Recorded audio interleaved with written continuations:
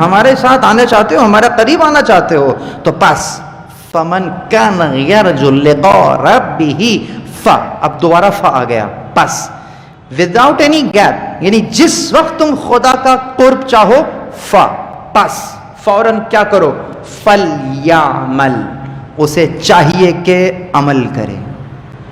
اس کا مطلب بغیر عمل کے تو کچھ نہیں ملتا. لا الہ الا اللہ محمد رسول اللہ علی ولی اللہ, پڑھ لیا کلمہ, ہو گئے مسلمان, ہو گئے مومن, لیکن مل گیا خدا کا لقاء؟ نہ. چاہتے ہو خدا کا لقاء, فلیعمل, بس عمل کرو, عمل کرو. عمل نہیں ہے وہ فقط تھیوری ہے, پریکٹیکل نہیں کیا. پریکٹیکل نہیں کیا تو آگا تھیوری کے نمبر بھی قبول نہیں ہیں. 100 میں سے تھیوری کے مل گئے ہیں, پریکٹیکل نہیں ہے, مشروط روک لیا ہے, آگے نہیں جا سکتے. فلیعمل, اچھا فا کا مطلب بھی یہ ہے بلا فاصل, وداؤٹ اینی گیپ. تم چاہتے ہو لقاء, فلیعمل, کرو عمل. آپ بھی چلے گئے عمل کرنے کے لیے, کہا رکو, کہاں رہے ہو, کون سا عمل کرو گے؟ ہر عمل کو کرنے کے بعد خدا کا لقاء مل جائے گا؟ کہا نہ, فلیعمل عملا صالحا, عمل صالح کرو. اچھا آپ نے کہا چلو چلتے ہیں اب عمل صالح کرنے کے لیے. ارے رکو تو صحیح, عمل صالح کیا ہے؟ تمہیں کیا معلوم عمل صالح کیا ہے؟ پتہ چلا میں جو کام کر رہا ہوں صالح عمل سمجھ کر, اسی میں گڑبڑ تھی. ایک عرصے اچھا کام کرتا چلا گیا, اچھا کام کر رہا ہوں, چلو جناب کسی کو کچھ مدد کر دیتے ہیں, اور جناب یہاں سے کچھ نکالا, پیسہ نکالا, یا کوئی کپڑے نکالے, یا کوئی کھانا نکالا, چلو دینا شروع کرتے ہیں. کہاں دیں؟ چلو کسی جاؤ سڑک پہ جاتے ہیں, کسی کو دے آتے ہیں, کسی مسجد میں دے آتے ہیں. اچھا کام ہے, برا تو نہیں ہے. اچھا ہے یا نہیں ہے؟ اچھا ہے نا. لیکن رسول اللہ سے پوچھا ہے کہ اچھا کام کیا یا نہیں کیا؟ آپ نے تو کام کر دیا ہے اچھا, اپنی سمجھ میں اچھا کام کیا ہے, لیکن رکو, شارع سے تو پوچھ لو کہ جو یہ کام کیا ہے اچھا کام کیا تھا کہ نہیں کیا تھا. جب ان سے پوچھو گے کہ یا رسول اللہ میں کچھ خرچ کرنا چاہتا ہوں, کہاں خرچ کروں, تو رسول اللہ نے جو ارشادات فرمائے یہ بے عین ہی روایت ہے. پوچھنے والے نے پوچھا یا رسول اللہ خرچ کرنا چاہتا ہوں, کہاں خرچ کروں, تو رسول اللہ نے آپشنز نہیں دیے کہ تمہیں 5 آپشنز دے رہے ہیں, ان میں سے کسی پہ خرچ کر لو. نہ, آپ نے پرائیورٹائز کیا ہے, آپ نے پرائیورٹی سیٹ کی ہیں, آپ نے ترجیحات رکھی ہیں. سب سے پہلے کہاں خرچ کرو؟ کہا اپنے والدین پر خرچ کرو. پیسہ تم نے کمایا ہے, تمہارے پاس ہے, تم خرچ کرنا چاہتے ہو, تم ڈھونڈ رہے ہو کھڑکی کھول کر باہر کسی کو کہ وہاں خرچ کروں, سب سے پہلے ماں باپ پر خرچ کرو. آج کسی کو کہہ دو ہیں کیا صدقہ دیں ان کو, صدقہ اتنی بری, یہ بھی موضوع الگ ہے, پھر کبھی بات کریں گے. صدقے کو اتنی نجس چیز سمجھ لیتے ہیں کہ ہاں ان کو صدقہ دیں گے, لا حول ولا قوت, وہ تو صدقہ لیتے نہیں ہیں. پروردگار کہہ رہا ہے میں صدقہ لے لیتا ہوں, تو پروردگار جو صدقہ لے لیتا ہے تو میری کیا حیثیت کیا خدا سے بھی زیادہ ہو گئی ہے. تو آگے چلیے کیا کہہ رہے ہیں, کیا اپنے ماں باپ پہ خرچ کرو. اس کے بعد اپنے عیال پر خرچ کرو.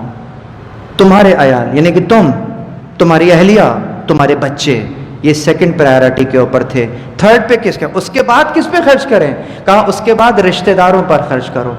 اب رشتہ داروں کی جب فہرست بنی تو وہ بالکل کلوز سرکل بنے گا, یہ بھائی ہے, یہ بہن ہے, اس حدیث کے زمرے میں رشتہ داروں میں شمار ہو رہی. پھر اس کو اور پھیلاتے رہو, یہ بہن ہے, یہ بھائی ہے, یہ جناب چچا ہیں, وہ ماموں ہیں, یہ وہ فلاں ہے, یہ وہ فلاں ہے. اب یہ پھیلتے پھیلتے رشتہ داریاں پھیلتی چلی جائیں گی. کہا اس کے بعد کس پہ خرچ کرو؟ کہا اس کے بعد ہمسایوں پہ خرچ کرو. نیبرز, آپ کا پڑوس کی حد کیا ہے؟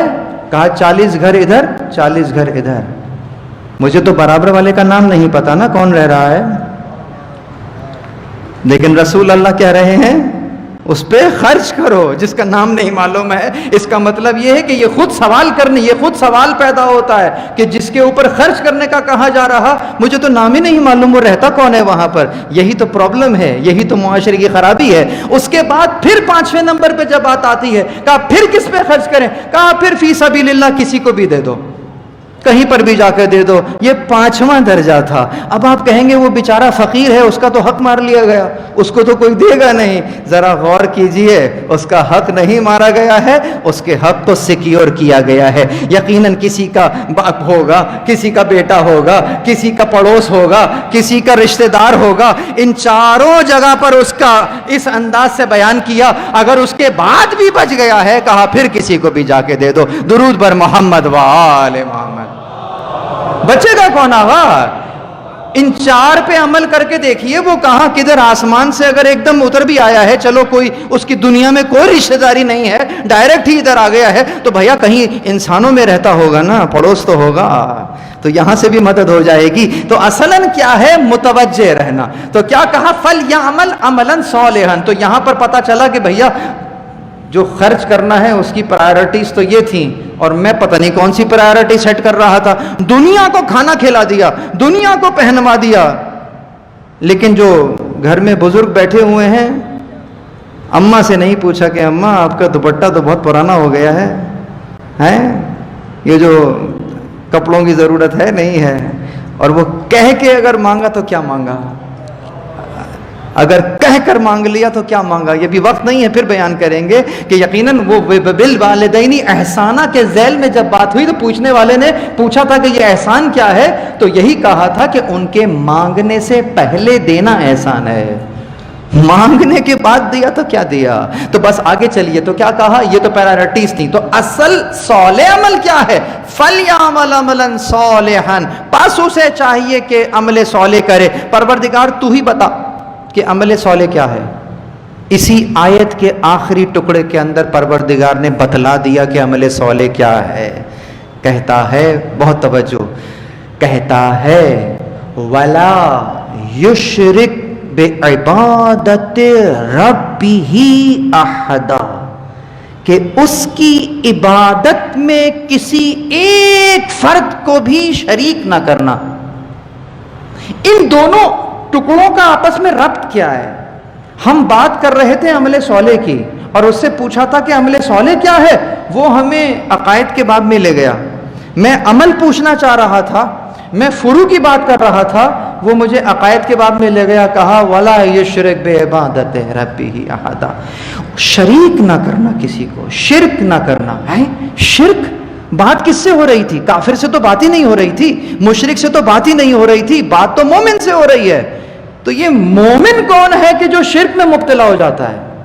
یہ دیکھیے یہ اشارے ہیں. ہم سمجھتے ہیں کہ جناب شرک کی ساری فلائٹیں جو ہیں وہ کافروں کے یہاں سے اڑتی ہیں. شرک کی فلائٹ مسجد کے اندر سے بھی اڑ جاتی ہے.